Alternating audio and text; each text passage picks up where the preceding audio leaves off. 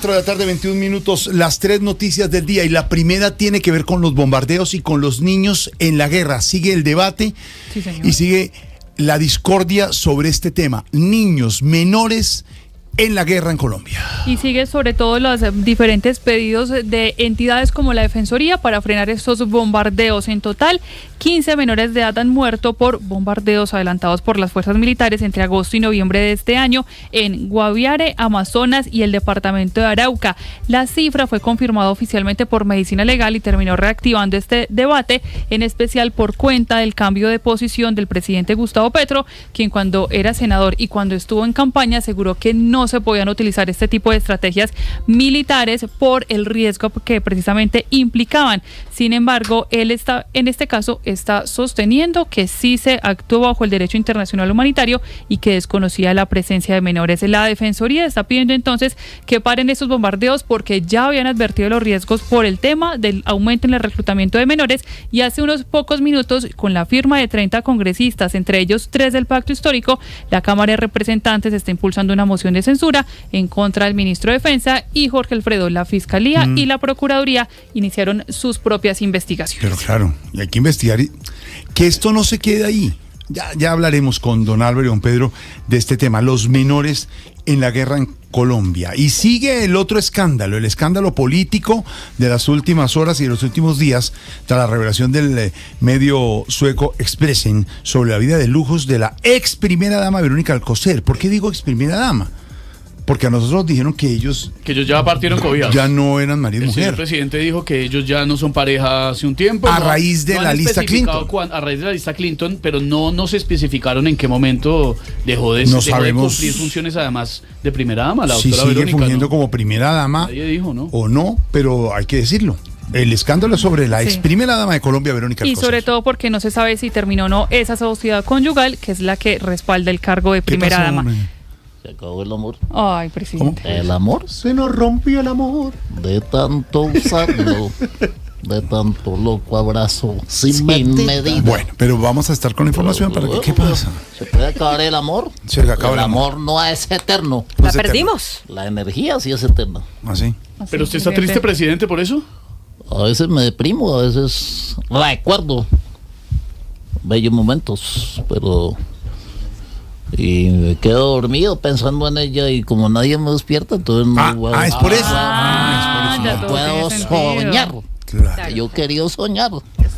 Que los sueños hacen parte de la mente, la inteligencia. Los sueños son pensamientos abstractos. ¿Son qué? Pensamientos que se quedan fijados, o como se diga. Bueno, pues ahí sigue el escándalo, Valentina. Sigue el escándalo, en especial porque también, incluso por petición del mismo presidente Gustavo Petro, se conoció un informe de la Unidad de Información y Análisis Financiero que dio a conocer este informe, que fue elaborado en junio pasado con los movimientos bancarios del presidente Gustavo Petro entre 2023 y 2025, donde se registran los ingresos por sueldos presidenciales, los pagos de la hipoteca que ha hecho de su casa en Chía, en Cundinamarca, retiro de efectivo y también compras en tiendas de lujo en el extranjero, que ha sido uno de los temas de conversación. Allí también se registran los giros a Verónica Alcocer, a Ingrid Carolina Plata y retiros desde cuentas autorizadas por terceros, entre ellos por Laura Sarabia y Angie Rodríguez. En ese informe se identifica que el presidente tiene al menos 14 cuentas bancarias en diferentes entidades financieras, y si bien el informe asegura que por ahora 14 cuentas bancarias personales del presidente Sí, Petro. señor, que utiliza normalmente para sus transacciones en bancos internacionales. ¿Qué son? También Scotiabank, sí, señor. El BBVA español, el Banco Agrario, el presidente Petro, Confiar, Sudameris, pero esos bancos internacionalmente están afectados por la lista Clinton. No puede hacer transacciones por ahí. Exactamente, porque este informe recopila desde que es mandatario. Entonces... ¿No me han revisado la cajita de no? No, la también moradita. afectó. Yo creo que por ahora solo alcancía, presidente. Yo no sé, y ya vamos a hablar del tema, don Pedro Viveros, pero también hay que pensar en solucionar el tema de lo de la primera dama, de la oficina de primera dama, del cargo, si tiene un cargo, si tiene...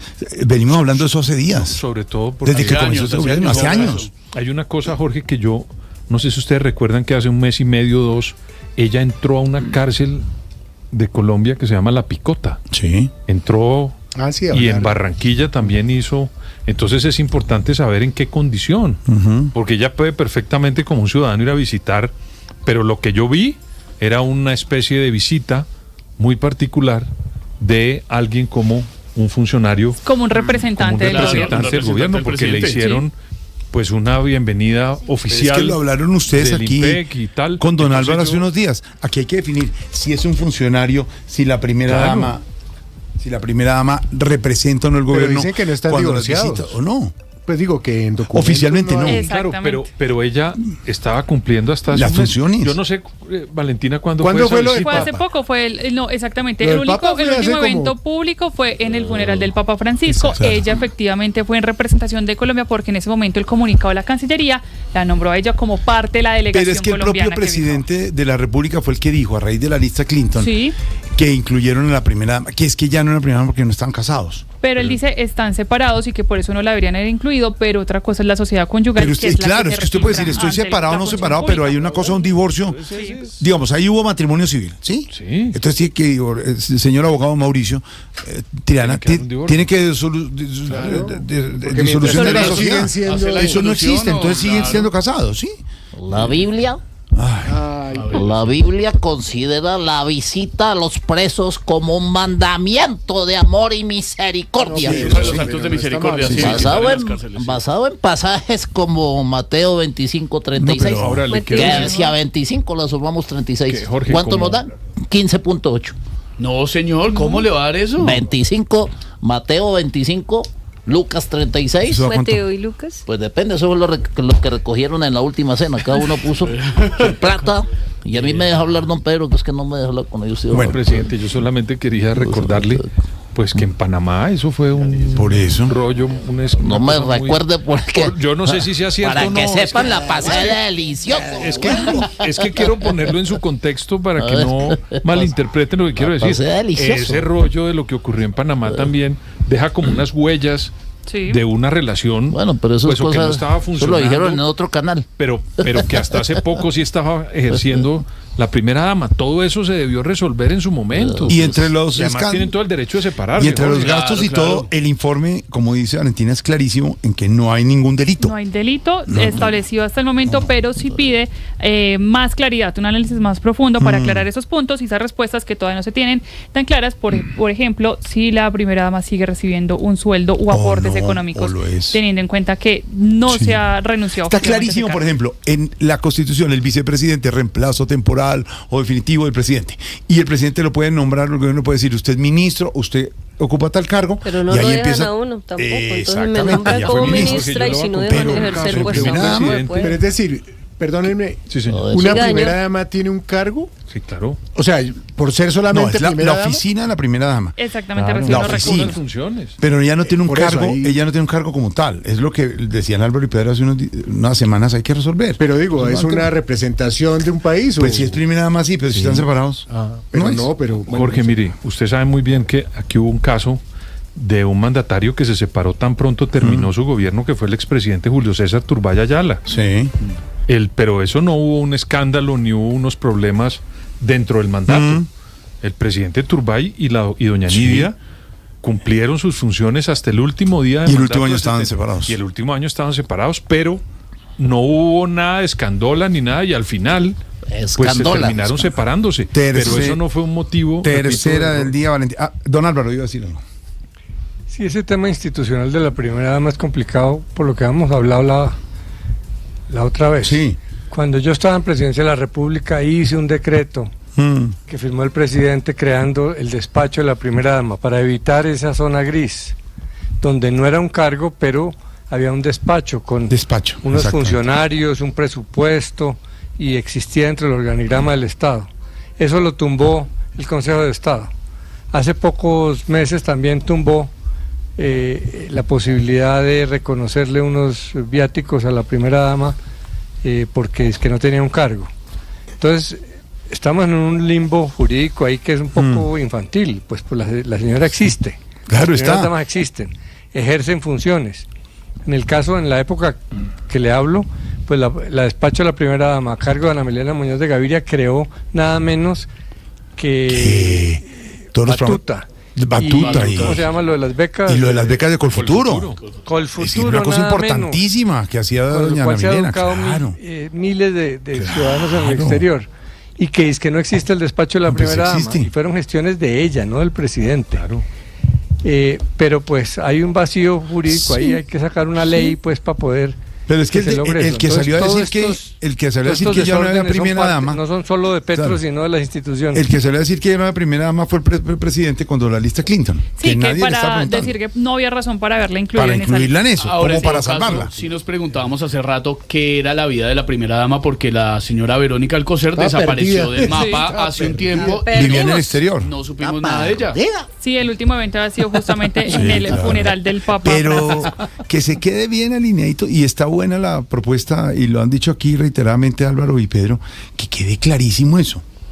Es un despacho, es una funcionaria, sí representa, tiene viáticos, porque si usted no es funcionario de Caracol Televisión o de Blue Radio y va a viajar con nosotros, pues no le van a dar con un funcionario. Claro. ¿Qué hacemos? Pues porque un contrato. ¿Usted se acuerda del libro que escribió Felipe Zuleta? Usted ahí puede ver perfectamente las funciones de las primeras damas. Ahí están todas. Claro. Todo lo que han hecho, claro, sí.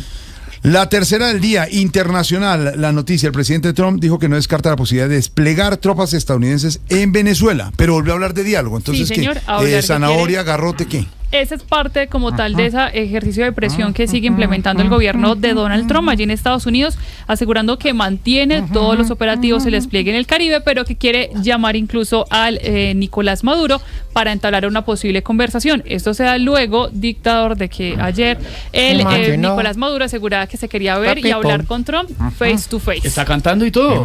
¿Qué es eso? Imagine. Le dijo imagine. Don Santiago Rodríguez, el presidente o el dictador. Imagine.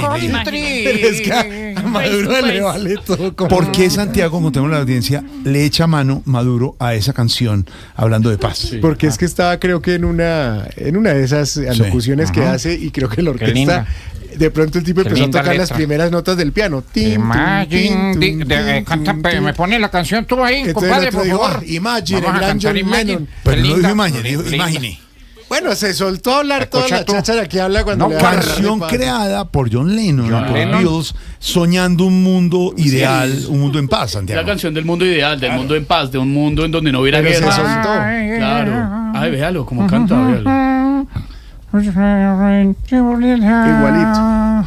Pero él viene practicando español. Canción que cantaba John Lennon con su esposa cuando iban a comer helado, porque él pedía helado y ella decía yo cono. Así no tiene nada que ver, ¿verdad?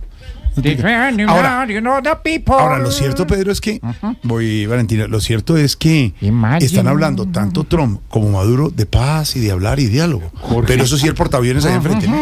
Ojalá que esa salida sea negociada. Óigalo. Ahí sigue hablando. Como decía John Lennon, ¿no? Alfred Nazaret, ¿cómo era la canción de John Lennon? Ya empieza a tocar las Ahí está. Imagine us people. ¿Qué decía don Álvaro? ¿Qué decía don Pedro antes de ir con Álvaro? Digo, Jorge, ojalá que la presión militar termine en una salida de este estilo.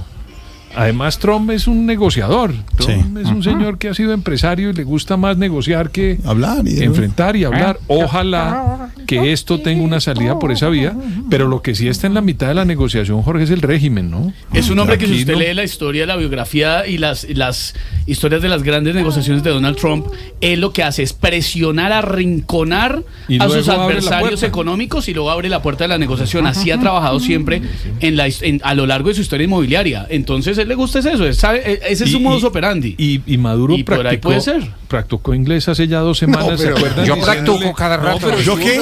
Yo practico practica inglés. Hace rato que decía peace, yo no war. Él está hace rato diciéndole no war. Don Álvaro, ¿alguna esperanza de que no usen el portaaviones y se sientan a dialogar? Sí, yo creo que hay esperanza porque, pues como decían, Trump ha logrado todo en su vida haciendo amenazas. Generalmente no las cumple, pero la amenaza es muy poderosa y funciona. Pero en este caso hay que acordarse que hay una tradición norteamericana. Sí. Hay una palabra muy famosa, una frase muy famosa que se llama el gunboat diplomacy, que es la diplomacia de las cañoneras. Eso se ha usado en el pasado y en el siglo antepasado, que era poner la marina norteamericana al frente de las costas, porque pues eso hace temblar a cualquier gobierno. Si eso no asusta, ¿qué asusta? Y luego se negociaba. Hay otro ejemplo importante que fue el momento más crítico en el Caribe, que fue la crisis de los misiles. Ahí lo que decidió hacer el presidente Kennedy fue un embargo naval. También lo mismo, poner unos barcos para convencer. En este caso convenció a Nikita Khrushchev nada menos de sacar los misiles de Cuba. Entonces,